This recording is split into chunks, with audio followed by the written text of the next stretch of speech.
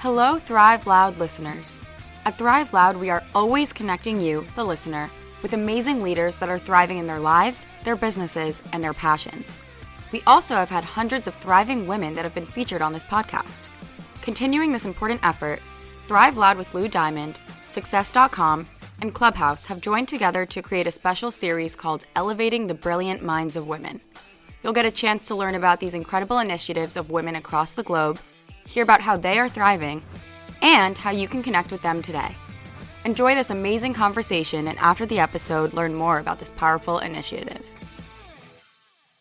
I don't need to teach you to be more like me. I need to teach you to be more like you. Longtime listener and a huge fan. Lou, I am tremendous.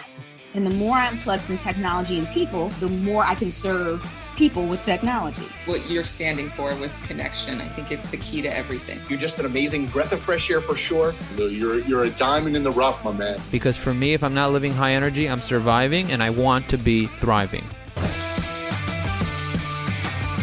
Get ready to thrive loud with Lou Diamond.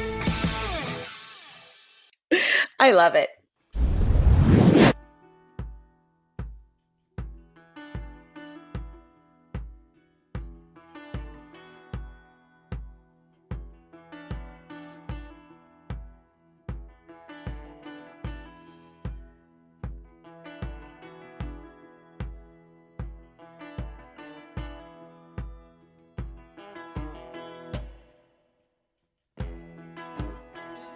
Welcome, everyone, to another episode of Thrive Loud, connecting you to the most inspiring and amazing people that are thriving each and every day.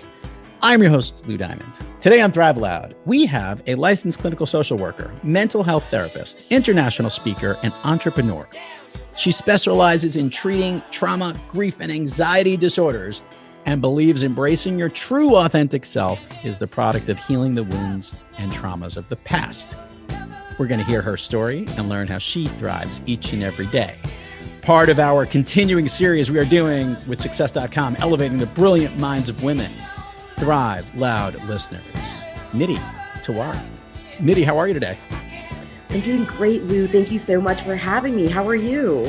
I am ready to rock and roll. I've been literally ready to bounce off a stage as we started to talk about beforehand, just because it's been an amazing day, lots of great stuff. And I can't wait to share your story with the world here today. So give a little bit of background for our listeners here to explain kind of what your gig is about and what you focus on. You don't have to go all the way back to the womb, but we can go to the part where you're focused on what you're doing today, and we'll kick things off from there. How does that sound? That sounds great. Absolutely. Yeah. So I've always been a very high achieving individual and was the top of my class, highly organized, great interpersonal relationships, got a full scholarship to go to college. But in my second year of college, I started to really struggle with my mental health. I started to miss deadlines. I was having trouble even getting to my classes. And I recognized in that moment that my mental health had not been a priority. So I had a little bit of a breakdown, to be honest with you. And it motivated me to go and see a therapist. That moment for me was absolutely transformational. My life changed forever. And it planted the seed for me to want to become a therapist myself. So from there, I went to graduate school. That was about 10 years ago, which I can't even believe. And from that time, I've worked diligently with children, adolescents, and adults to help them to heal from their traumatic experiences so they can experience the true fullness of living a wholehearted life. Oh, I like that. So that's really good. You went back to really the stage of where you felt the most pain and picked that as your specialty. Is that why that area or that expertise resonated most with you? Absolutely. Yes. I think that when we can come from a human perspective and then we build the expertise on the human element of our lives, that's where really we develop the greatest impact. So what is that like today, Nidhi? I got to dive into this because there's so many people facing some real mental challenges today, right? Because we're recording this hopefully towards the end of COVID here in early 2021. And we're not exactly sure where things are going, but a lot of people are suffering. Are you seeing this directly? Absolutely. 100%. I have been more full than I've ever been in my entire career. And I think that people are struggling so deeply with a perpetual anxiety, because if we really look at it, this is a global trauma that we're all experiencing together. There's so much uncertainty. We don't know what's to come, and things are constantly pivoting. So I've seen an increase in anxiety symptoms, an increase in depressive symptoms. And if there was any latent trauma, it's bubbling up to the surface, and I'm helping people to now deal with that. I love asking this questions to therapists today because I love hearing where they go with it. Everyone's got their own method to their own madness and the things that they work on. Do you have a process that is unique to your specific superpower and the way that you work with the people you work with? That's a great question, Lou. Yeah, I think that the way that I approach things is being authentic myself. I find that if we can show up wholeheartedly in our sessions, we inspire our clients to do the same. So I use a lot of humor.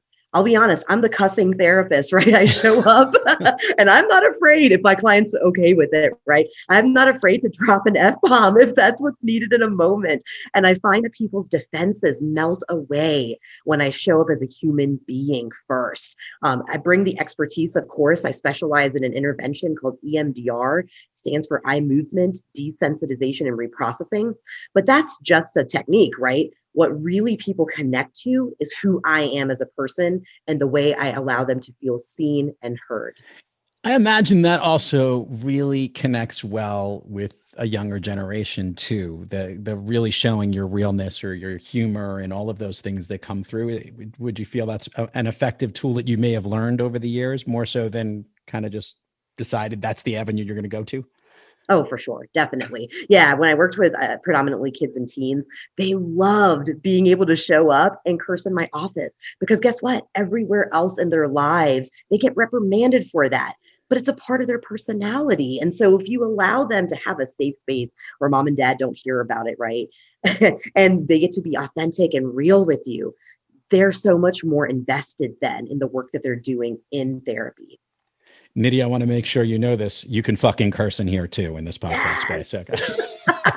Fan-fucking-tastic, Lou. Thank you for allowing me to do that. All right. So let's play this round. You speak and you have certain messages that you share with the world. Can you share with our listeners what you talk about when you present and speak to audiences, virtually or in person, whenever or wherever that might be?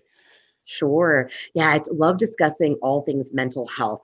My mission is to create social change through conversation. And so I speak on the topics of imposter syndrome, self-care, burnout. I talk about what it's like to be an anxious person, what it means to have trauma and what trauma recovery looks like, resilience. So the whole gamut of mental health topics I love speaking on. And I tend to speak to audiences in corporations. I love to speak to people that are entrepreneurs at conferences and at panels, any place that'll allow me to elevate the conversation on mental health.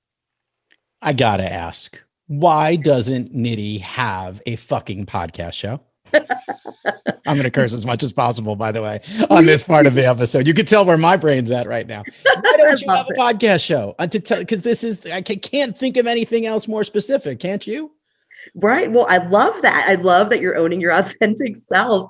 I've thought about doing a podcast, and to be honest, I did one for 2 episodes, but I really admire how you pulled this off, Lou, because it takes a lot of effort. There's a lot of behind the scenes editing and making sure that there's music interludes and all types of things to make it a magical experience. So I found myself honestly getting a little frustrated with the behind the scenes stuff, because I can get up here and I can speak, right? I feel like I'm a pretty good guest, but maybe not so much as the lead person for the podcast, if that makes sense. Note to self, and note for the notes after the podcast for the Thrive Loud team to engage with Nidhi so we can help her get her message off the ground, and she should have her own show. But that's for another podcast, hopefully your own afterwards. Okay. I want to get your 2 cents here on where we're heading. And I've been asking this question with a lot of coaches, therapists, and leaders, because we met in a Clubhouse room, which I have found the world today is trying to figure out ways to connect in any way we can. because we are craving it. And hence the popularity of this podcast show. For those who aren't familiar with Clubhouse, it's like the ultimate social media app where all you can do is chat and listen, and there's no other texting or anything. And you could like jumping into a conference or a show, and we're looking for it because we want that connectivity. This move, it's a slow move back to normalcy. It's never going to be normal, but the slow move back to post-pandemic, as someone who helps to care about what's between our ears, how are we going to move in this hybrid space, and where do you think we're heading? I'd love to hear your 2 cents. That's a wonderful question. Clubhouse, first of all, can I just say I'm a totally addicted, right? I'm an absolute addict when it comes to this app, because I've spent so much time being an immunocompromised person, right? I've spent so much time in my home, and I found myself as an extrovert starving for connection with people.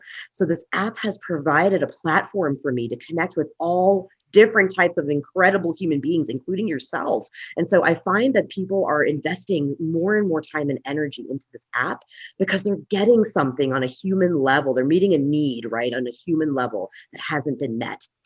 Actually, from a science perspective too, it's activating an internal system called the ventral vagal system. And when we feel safe and connected, right, like that's when our nervous system calms down. So it's actually a great antidote to the pandemic.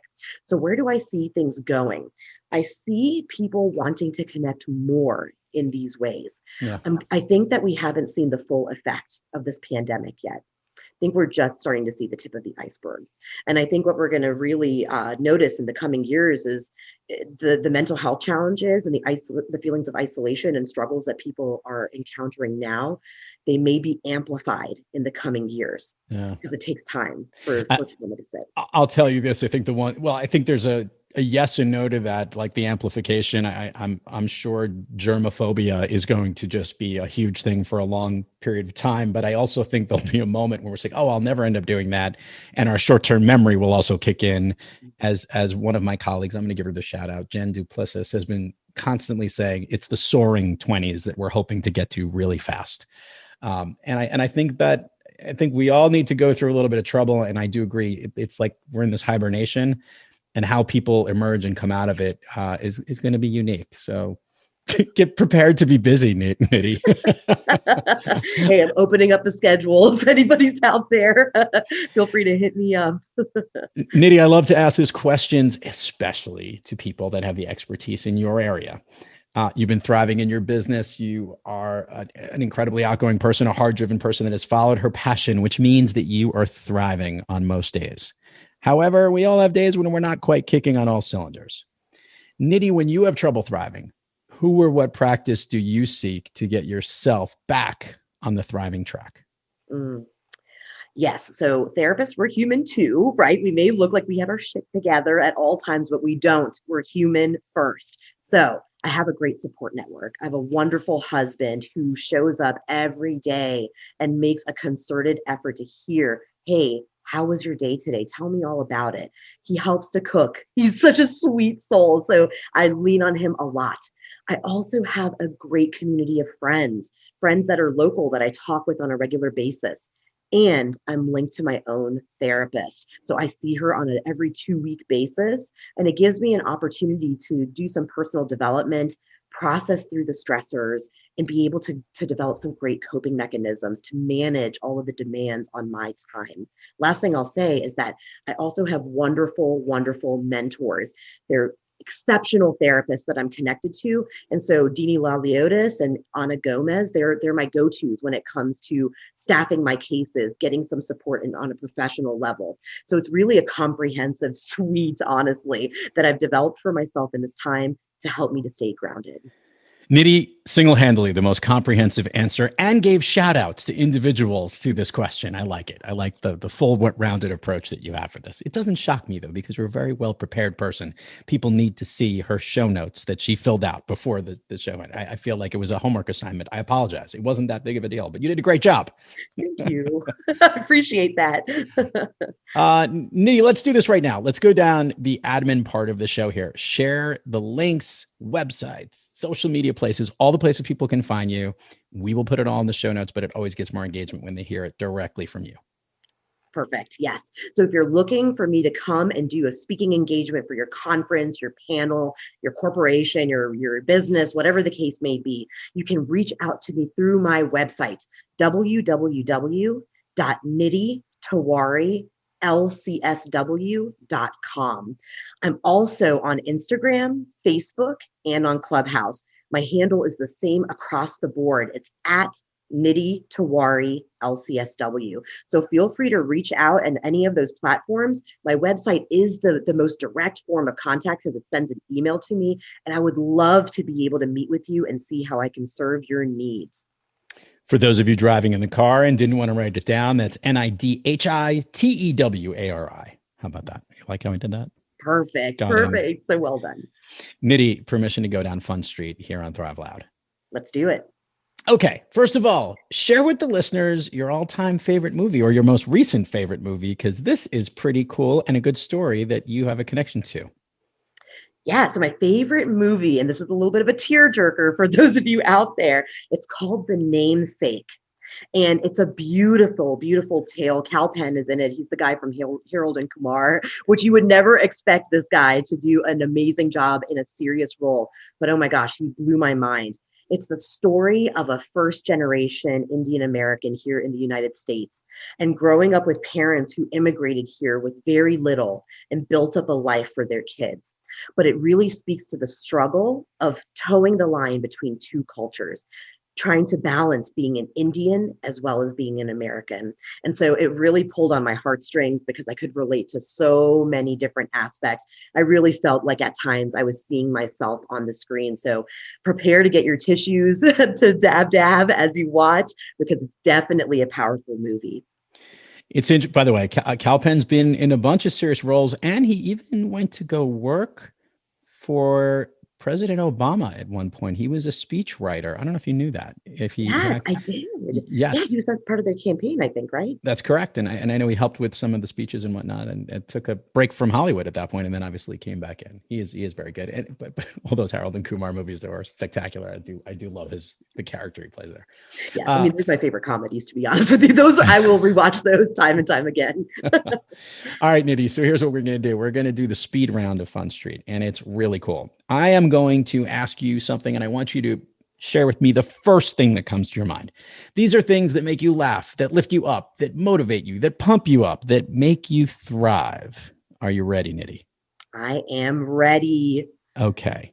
A song that you love to hear or that pumps you up? Fleetwood Mac, The Chain. Oh, I love that song. A favorite food that's not a dessert? Not a dessert. I love fried chicken. Oh my gosh, so decadent. A favorite dessert? Ooh, I am a big chocolate mousse fan. So delicious. I like chocolate mousse too. An activity you wish you did more of? I wish that I played my drums more. I played the drums for 10 years. I need to get back into it. We're going to get back to that. An activity you wish you did less of? Oh, probably work less, work a little bit less. I'm jam-packed and filled to the brim. Grateful for it. But yeah, I need to engage in some better self-care there.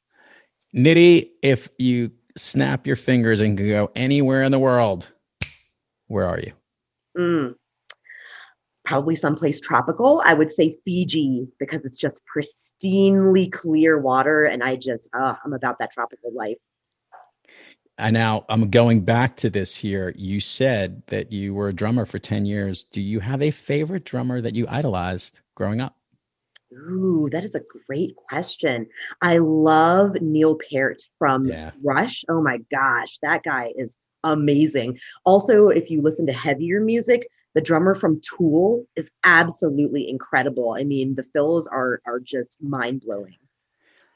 Nidhi Tewari. Interesting, well-rounded, helping other people become well-rounded person. I am so glad we got a chance to catch up here on Thrive Loud. Thank you so much for coming on the program.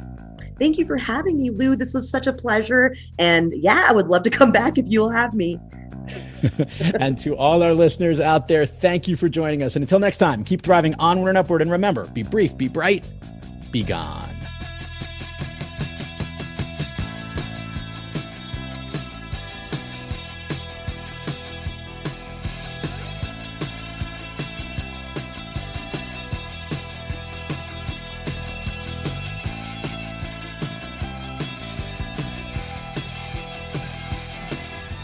Thanks for listening to this special episode of Thrive Loud with Lou Diamond, brought to you by Success.com and Thrive Loud. To learn more about this great program and elevating the brilliant minds of women, head on over to thriveloud.com or Success.com. And make sure to follow Lou at Thrive Loud everywhere on social media to learn more about this special series. Thanks for listening.